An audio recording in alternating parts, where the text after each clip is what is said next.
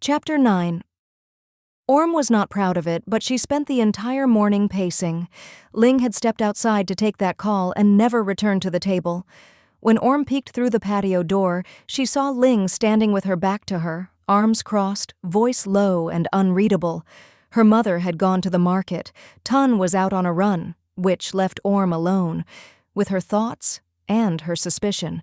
She'd promised herself she wouldn't care, that she wasn't the jealous type, but something about the way Ling's brow furrowed during that call, how tightly she gripped her phone, itched at her. When Ling finally returned inside, Orm was waiting in the hallway, arms folded. Ling blinked. "You okay?" What did she want? Ling sighed, brushing past her. Nothing important. Didn't look like nothing. Ling turned. "Are we doing this?" Orm flinched at the tone, cold, dismissive. "You said I'm the only one who gets to have you," she said quietly. "So why can't I know who's trying?" Ling looked at her for a long moment, then stepped closer. "I told you," she said, soft but firm. "She's irrelevant." "Then block her." Orm. "Block her, Ling." Ling raised her brow. "Jealousy again?" "I just gave you head in your office lounge. You think I'm not going to be territorial?" A beat of silence. Then Ling smirked.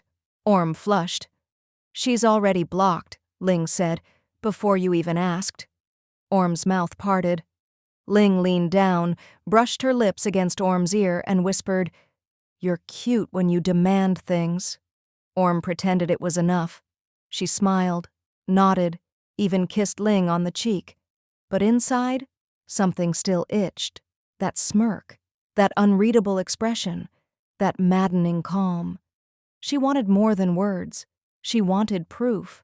That night, after Ling went to bed early, claiming a long day at work, Orm cornered her mom in the kitchen.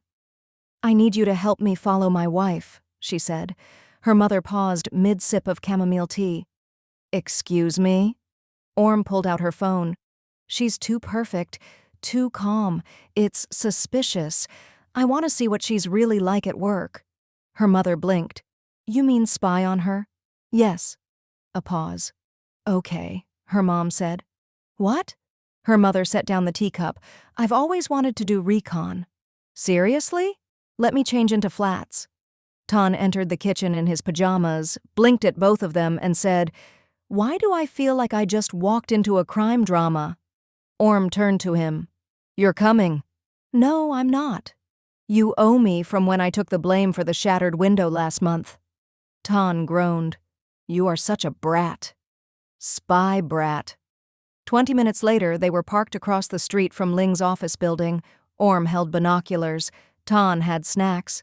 Her mom was taking notes like this was an episode of CSI. "You're both insane," Tun muttered. "Shh," Orm hissed. "She's coming out to the balcony." They ducked. Tun dropped his chips. Her mom clicked her pen, and Ling's voice floated through the open window above. "I told you, I'm married. I don't cheat." Orm's heart stopped. The words echoed from the open window like a thunderclap. "I told you, I'm married. I don't cheat." She stared up at the silhouette on the office balcony. Ling was standing straight, her shoulders squared, voice sharp with finality. Her mom touched her arm gently. "You okay, sweetheart?" Orm couldn't speak. Her chest ached. Tun, in the back seat, was chewing slower than usual. "Well, damn." Orm turned her face away from the building and climbed into the driver's seat. "Let's go." They drove in silence. The car filled only with the hum of the engine and the rustling of Tun's snack bag. Halfway home, her mom broke the silence. "You know, you can be proud." "I know." "She's loyal." "I know." "You still look like you're about to cry." Orm didn't answer. She wasn't going to cry. She wasn't. She was going to turn around, she said suddenly. Tun sat up. "What?" Orm made a sharp U-turn at the next intersection. Her mom raised her eyebrows. "Orm, I'm not waiting." "For what?" "To show her what it means when I say I'm hers too." She gunned the engine. 10 minutes later, she slammed the front door of their house open, strode into the living room, and found Ling on the couch, scrolling through her phone. Ling looked up, surprised. "You're back early." Orm crossed the room in 5 fast steps, grabbed her face, and kissed her. Hard. Ling dropped her phone. "Orm, what?" Orm shoved her onto the couch, climbed on top, and whispered, "I heard what you said." Ling froze. Orm's hands trembled. "Take me." Ling stared up at her, stunned. Orm never took the lead like this, never kissed her like she might die without it, never begged. Not until now. Orm's eyes were glassy, wide, mouth trembling. Her fingers curled in the collar of Ling's shirt like she needed an anchor. "You heard what I said," Ling murmured. Orm nodded. "And you believe me?" Orm didn't speak, just kissed her again, urgently, desperately. Ling's hands found her waist. "Say it." Orm broke the kiss. "I believe you." "Then why do you look like you're falling apart?" "Because I want you to ruin me." Ling's eyes darkened. She sat up, pulling Orm with her, and twisted so Orm landed beneath her on the couch. "You want me to show you what loyalty looks like?" Ling asked.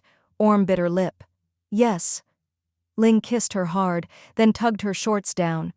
Orm gasped as Ling's hand slid between her thighs, already slick, already open. "You waited for me to take you," Ling whispered. "You didn't go looking somewhere else." Orm shook her head quickly. "Only you." "Say it again." "Only you," Orm breathed. Ling slid 2 fingers inside her. Orm arched, moaning. Ling kissed her throat, her collarbone, her chest. "You're not a slut," Ling whispered. "You're mine." Orm whimpered, wrapping her legs around Ling's hips.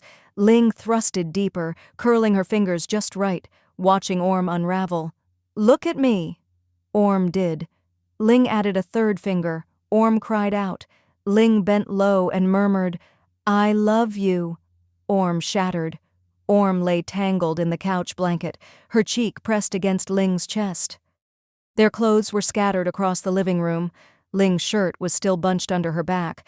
One of Orm's earrings had fallen under the couch. Neither moved to fix anything. Orm's breath finally slowed. Her heart still fluttered, but it was the soft kind, the aftermath of being wanted, claimed, loved. Ling's hand ran up and down her back in slow, soothing strokes. Neither spoke for a long time. Then Orm whispered, "You said you love me." Ling didn't flinch. "I did." "You've never said it before. You've never begged before." Orm lifted her head, eyes narrowing. "Is that what it takes?" Ling smirked. "It helps." Orm rolled her eyes, but her lips curved. "You meant it?" she asked softly. Ling turned to look at her fully, brushing a strand of damp hair from Orm's cheek. "I meant it." "Even when I'm a brat?" "Especially then?" Orm's throat tightened. "I've never said it to anyone," she admitted. Ling kissed her gently. "I'll wait." "You don't have to." "I want to." They lay there in silence again. Then Orm whispered, so quiet Ling almost didn't hear it, "I love you too." Ling's arms tightened around her, and for once, Orm didn't feel like she was pretending anymore. The next morning, Orm woke up in bed instead of the couch. She vaguely remembered Ling carrying her there, strong arms, warm breath, whispered promises against her skin. Now sunlight spilled through the curtains. She blinked, stretched, and groaned. Everything hurt, between her legs, her back, her thighs, her pride. Tun was at the kitchen table when she hobbled out. He took one look at her and said, "Someone got destroyed last night." Orm grabbed a banana and hurled it at his head. He ducked, laughing. "You're glowing, sis." "Shut up." Her mom glanced up from her tea. "I assume the mission went well?" Orm's face burned. "Stop talking." Her mom smirked. "I liked the part where you told her to take you. That was very empowering." "You were eavesdropping?" "We were in the car, Orm. We could hear everything." Orm covered her face with both hands. Ton sipped his coffee and muttered, "I thought we were leaving when she ran inside. That's on me." Before she could explode, Ling entered from the hallway, already dressed for work, looking unbothered. She kissed Orm's temple. "Breakfast's in the oven. I'm off." Orm blinked. Ling was walking away like nothing happened. No smirk, no teasing. Orm called out, "Aren't you forgetting something?" Ling paused at the door, turned and smiled. "I told you I love you. I'll say it again when you least expect it." Then she winked and left. Tan muttered, "Gross." Orm just smiled. After everyone left, the house felt too quiet. Orm wandered into the kitchen in Ling's oversized button-down, coffee in hand. She wasn't used to mornings alone. Ling usually left early, but something about today felt different. Ling had said, "I love you," and she meant it. Orm touched the edge of the fridge, where Ling always kept a stack of sticky notes. She flipped through the top few, grocery lists, reminders, tiny sketches of Tan's weird haircut, and then she saw it. A note with neat black ink. Ling plus I, just that, stuck there like a brand. Orm stared at it for a long time. Then she picked up a pen. Underneath, she wrote, "Plus Orm." She stepped back, coffee in hand, and smiled.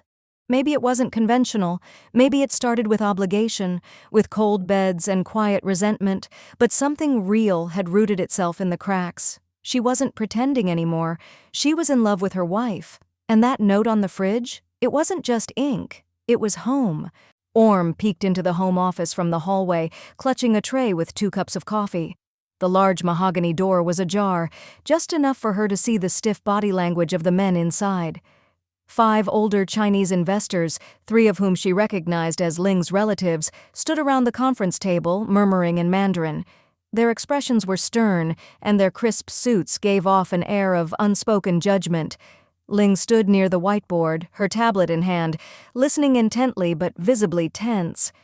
Her back was straight, her shoulders set, but Orm could read her wife like an open book by now.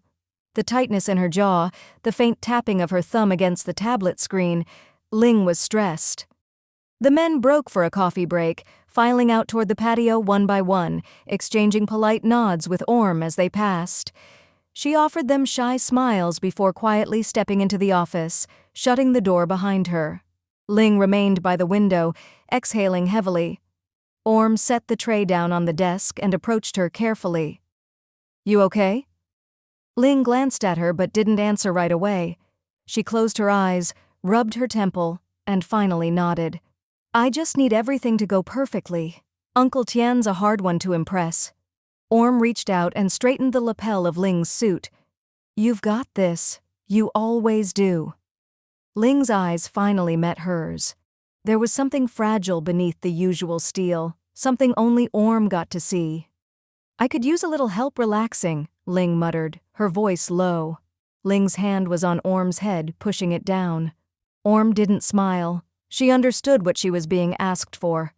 She dropped to her knees slowly, her gaze never leaving Ling's. Ling's breath caught as Orm reached for the waistband of her slacks. Her hands were gentle but confident, sliding the fabric down just enough. Then she leaned in, placing a soft kiss before her lips wrapped around Ling's warmth. Ling exhaled sharply and stood proud. Her hands were rough in Orm's hair. Orm moved with practiced rhythm, slow, deep strokes, her hands resting against Ling's thighs for support. She felt her wife's body tense, then slowly relax, the tension bleeding out of her with every passing second. Ling didn't speak, but the way she guided Orm's head with subtle pressure said everything. She needed this, needed her. The office was quiet, save for the occasional sound of Orm's mouth and Ling's breath catching. There was something electric about the setting. How forbidden it felt.